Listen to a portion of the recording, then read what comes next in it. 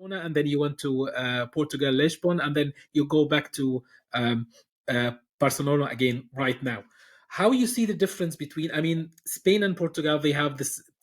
They have many things similar for remote workers and digital nomads, but how you see the community is different from your experience and perspective. So right now I'm fully nomadic, so I don't really live permanently in any of those places. I sometimes visit them. But Lisbon, of course, has like much bigger community of nomads.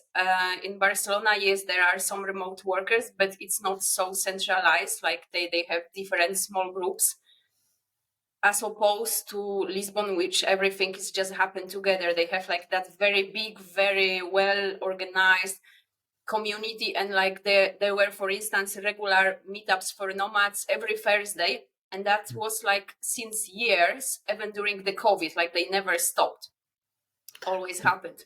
So people, when someone arrives, it's very easy to find where other nomads are and where to go, because there is like one huge meetup, and once you go there, like people will tell you where to go and what to do. In Barcelona, you would need to do a little bit more of research, where to go and what to do.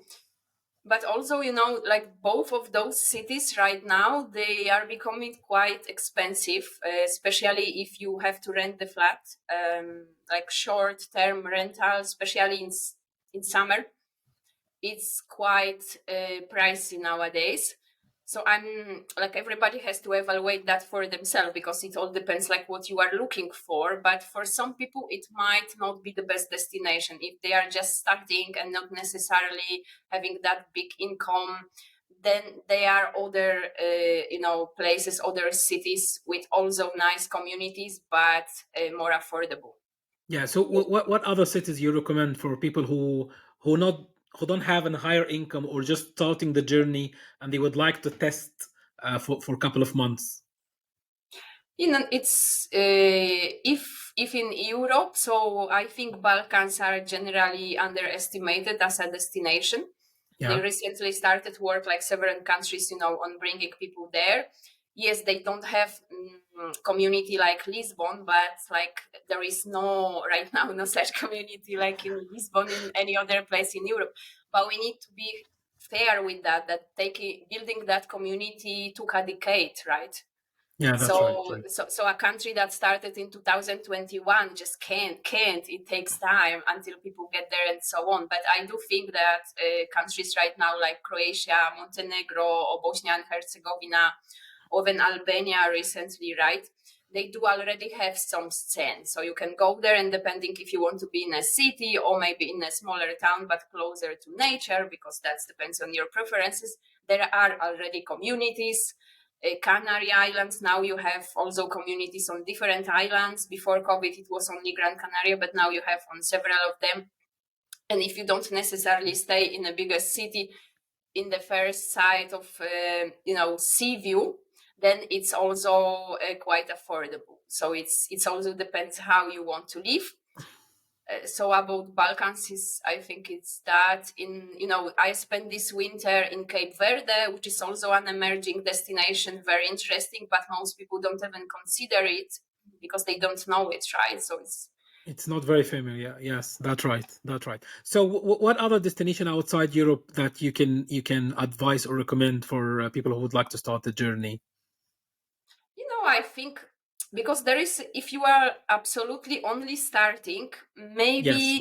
maybe it's good to go somewhere where other nomads are, but that's the only time I will recommend that. When you are like starting, it's just there are many doubts, questions you may have, and it's perhaps easier to go and join and be at least like few months or maybe first years where other people are, and that limits you to places where there are established destinations or at least some communities.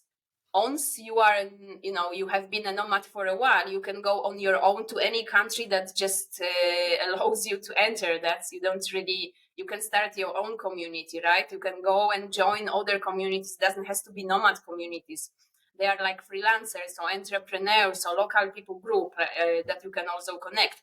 I think that sometimes also people, and that's, I mean, nomads that are seasoned nomads, which don't have any excuse, because beginners do have an excuse. They need other Yes. nomads to succeed. But people that have been nomads for a while, when they only depend on nomad communities, I feel like, you have to be more independent.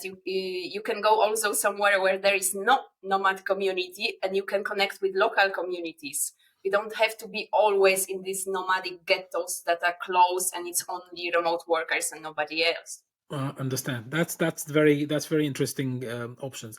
And there is you mentioned before about the idea that nomads or digital workers, digital nomads, have to give back to the local community, because there is actually like a struggle or fight back from the local citizen, like what happened in Portugal with the cancellation of the golden visa, or what it's happening in other countries. There is like, you can say, I don't want to call them the new immigrants, but this is the new scapegoat. Some politicians try to see that the rising in the rent is only happening because there is influx of remote workers who are more wealthy and be able to afford more higher prices. That's why the prices goes up. But actually, from my understanding, it's a global inflation. This is not an issue about digital remote workers. But how can digital nomads give back to the local communities? You mentioned that you're already doing public speaking and have like a more initiative about building a trust between the we can say the foreign communities and the local communities. Yeah, so one thing that people need to understand is that we cannot stop global mobility, right? Because right now the conversation seems to be if nomads should travel, or maybe they should stop not travel because they are having negative impact. So this question doesn't make sense, because you can stop people from traveling. So the right question is, how do we minimize the negative impact of that, and how do we make sure that we use the advantages of this new basically tourism niche, right? So it's how to maximize the positive impact and minimize the negative one. I think that's the right approach, because we lose too much time, like if nomad do have negative approach or not. I do think that any kind of travel can have both negative and positive impact, and that's why we need to regulate, right?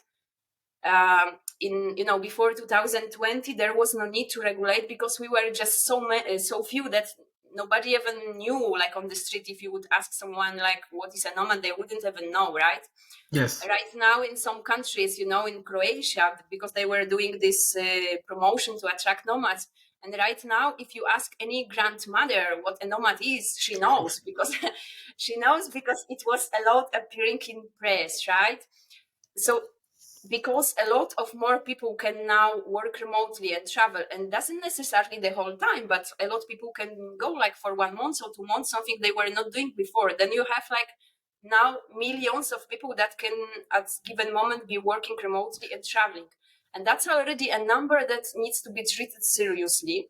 So I think the same way we regulate tourism and the same way we regulate immigration, we also need some rules to regulate nomads. And yes, that includes like how many can enter. Probably we need specialized accommodation mid-term, right? So then there is not that discussion that nomads take flats from locals, because if they had the flats that are this thought to be just for a few months, that's a separate market, like third market, not tourist, but also not long-term, something in the middle, right? In many places we don't have that yet, but that is something that should be created. So I do think that this is actually, from bigger picture, it's something that should be approached from government side and also tourism associations. And I'm sure it will be, because some countries are already starting step in, they are realizing it's a need, but many of them still not doing anything, right? So that's why how we arrived to this, when this is a problem in some countries like Bali, Mexico, and you mentioned Portugal, right? Because too many people went without any plan, and of course that was put together in the same box with tourists, because for many people they just like, if someone is sitting in a coffee with laptop, they don't know if it's nomad or just tourists checking flights, right? Yes. So yes, nomads are being now blamed for negative effects of mass tourism that happened in decades, right? But so on one side, I do think that there is a need for governments to regulate that, to approach that, tourist association to step in. In some countries, they also started doing like, digital nomad association, which are ONGs, right? Portugal has one, Bulgaria has one, Croatia has one, US has one. So that's also a great initiative, because that ONG can then centralize the efforts, for instance, that are happening in different places. And then as an organization, they can also maybe have easier way to get into conversation with government or tourist association than individual person could, right? So I think it's a good initiative. But then we also have individual responsibility. Now I'm getting to your question. So we, even if nobody is doing anything, we can still do something as ourselves, right? And I think first it comes from the fact that a lot of problems come from isolation. So disconnection, like when you go only to the places where there are like ghettos of nomad and you stay only within that ghetto and you don't interact with local people, that already creates some sense of like, Barrier. fear, resentment, isolation. That's from isolation, nothing good can come really. So first thing that we can do, and that's actually not that difficult for us, is to step out and also make an intentional effort to connect with those local communities. Whenever you are, it may be easier just jump into the nomads, but like at least from time to time you can try, like, I'm gonna go to some local event and meet some local people. Or if you go to the gym, talk to the local people, not only to your nomad friends. Like, just show interest. I do know that people, if you ask about their culture, they are very willing to share that. It's many people are proud to share, like what they are doing, how they cook, how they do certain traditions, festivities. So showing interest in their culture, I think, is also a right approach. Then it will also always depend where you are, right? Because in some countries there are more barrier than in others. If you don't understand the language, if the culture is very different, then of course you are more limited, right? But there are always some things you can do. Like, you can definitely try to join like local communities as much as you can, or look for intermediaries, because some people do that. Like, if you don't understand the language, maybe someone already organized events that are meant to connect with local communities. And it can be really different things. In Cape Verde, I started to organize my own because there was no events. So I went there and they were just some people, because it's very, very new. So they were maybe like 15 nomads. It's very emerging destination. But it was, we are in the middle of Africa and we are 15 white people sitting in a nice rooftop. Like, did you really travel that long to hang out with Germans or British people? Like, you can do that in your own country, right? Like, because you are also losing something when you do that, like this, the best environment for nomads is some nomads and some locals, so mixed environment. I think this is really creating interesting synergy. So because there was nothing, right, I could also say, well, I cannot connect with people, right? What I can do.